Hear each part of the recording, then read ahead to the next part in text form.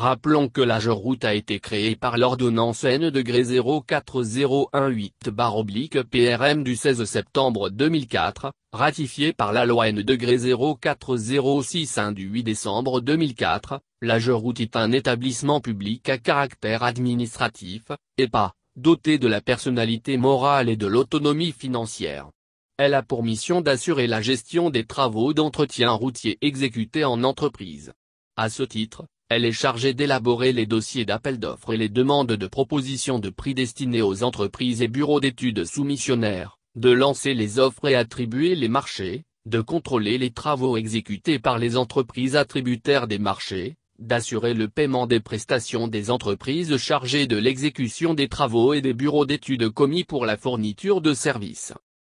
Face aux irrégularités administratives constatées et imputées à des dysfonctionnements du contrôle interne, le vérificateur général, M. Samba Lamdou Baby a recommandé au directeur général de l'AGEROUTE de solliciter du ministre chargé des Finances, la relecture de l'arrêté instituant la régie d'avance de l'AGEROUTE, de faire signer les moyens de paiement uniquement par l'agent comptable, conformément à la réglementation en vigueur, de veiller au respect des critères de qualification dans l'attribution des marchés publics, de veiller à la tenue régulière de la comptabilité matière, aux commissions d'analyse et aux commissions de marché, de respecter les critères de qualification dans la sélection des attributaires des marchés publics. Aux comptables matière de tenir tous les documents de la comptabilité matière conformément à la réglementation en vigueur, de codifier et immatriculer les matières conformément à la réglementation en vigueur. Aux régisseurs d'avance de payer uniquement les factures visées par le directeur général et certifiées par le comptable matière.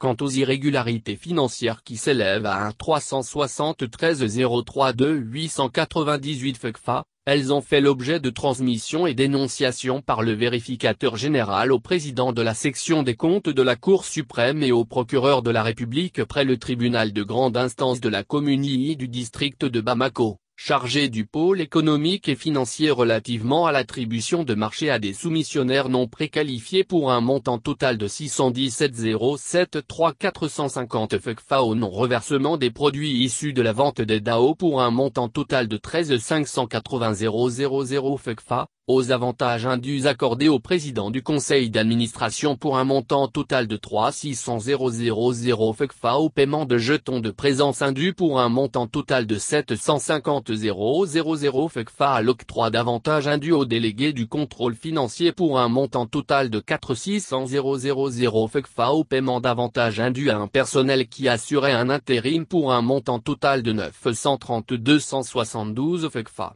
Et au paiement de primes d'assurance indues pour un montant total de 92 376 952 FECFA.